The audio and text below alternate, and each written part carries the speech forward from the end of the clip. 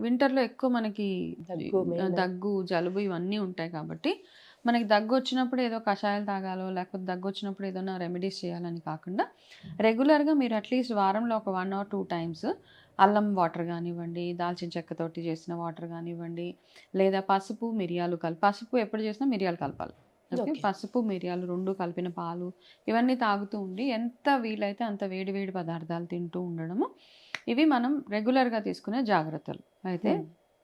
పిల్లలకి వచ్చేటప్పటికి ఏంటంటే ఈ మధ్య ఐ మీన్ ఎక్కువగా పిల్లలకి ఈ కాలం వింటర్‌లో హ్మ్. ఎక్కువ జలుబు అవి చేసేస్తూ ఉంటాయి కాబట్టి, వాళ్ళకి మీరు చేయాల్సిన చిన్న చిట్కా ఏంటంటే ఇవి మామూలుగా ఎక్స్‌టర్నల్ అవన్నీ రాసేయడం కంటే వేప రబ్స్ అవేవో రాస్తుంటారో వాటికంటే బెటర్ ఆవ నూనెని ఏం చేస్తారంటే ఇప్పుడు బాగా ఈసారి ఎక్కువ చలి ఉండబోతుంది కాబట్టి హ్మ్. చిన్న పిల్లల్లో ఈ ప్రాబ్లమ్స్ ఎక్కువ చూస్తూ ఉంటాం. వాళ్ళకి ఏం చేస్తారంటే ఆవ నూనెని కొంచెం తీసుకొని బాగా చెస్ట్ దగ్గర బాగా రబ్ చేసేయండి. వీపుకి, చెస్ట్ మీద.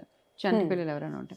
బాగా రబ్ చేసి అరచేతులు, కాళ్ళు బాగా రబ్ చేసేసి వాళ్ళని అట్లా వదిలేయండి. హీట్ జనరేట్ అవుతది కాబట్టి దానికి వాళ్ళకి ఈ జలుబు అవన్నీ ఫ్రీక్వెంట్‌గా రాకుండా వాళ్ళకి బావుంటదనమాట. అది హ్మ్. ఖచ్చితంగా చిన్న పిల్లలు ఉన్న వాళ్ళు చేసుకోండి.